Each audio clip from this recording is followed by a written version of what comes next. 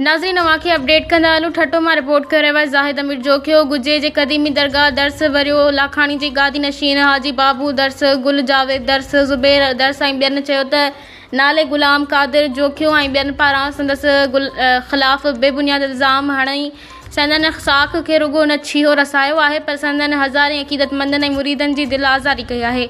इन अमल जे ख़िलाफ़ हू क़ानूनी कार्रवाई जो हक़ रखनि था। हिननि चयो त संदन गुजे में तारीख़ी ऐं क़दीमी दर्स वरियो लाखाणी जे नाले सां दरगाह आहे जिते केतिरनि ई मुख़्तलिफ़ बिरादरियुनि जा पिणु क़ब्रिस्तान मौजूदु आहिनि पर कुझु माण्हुनि पारां संदन वधंदड़ मक़बूलियत ऐं फ़क़ीरानी सिलसिले खे छीहो रसाइण लाइ मन घुरत ऐं कूड़ी प्रोपेगेंडा करे रहिया आहिनि जो हक़ीक़त सां को बि तालुक़ नाहे। हिननि चयो त हू कंहिं रस्तो बंदि करण जो तसवुर बि नथा करे सघनि ऐं न ई वरी कंहिंखे तकलीफ़ पहुचाई आहे।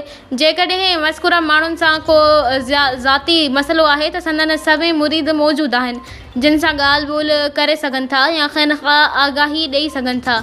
असीं नथा चाहियूं त राॼ ॻोठ में कुझु माण्हुनि जे करे पुरअमन माहौल ख़राबु थिए पर इन ॻाल्हि खे बि इनकार नथो करे सघिजे त मथनि बेबुनियाद इल्ज़ाम तराशी करे पुरअमन माहौल खे ख़राबु करण जी हवा पिणु ॾिनी पई वञे। हिननि समूरनि इल्ज़ामनि खे रद्द कंदे चयो आहे त हुननि कंहिंजी बि ज़मीन विकिरो न कई आहे ऐं न कंहिंजो रस्तो बंदि कयो आहे।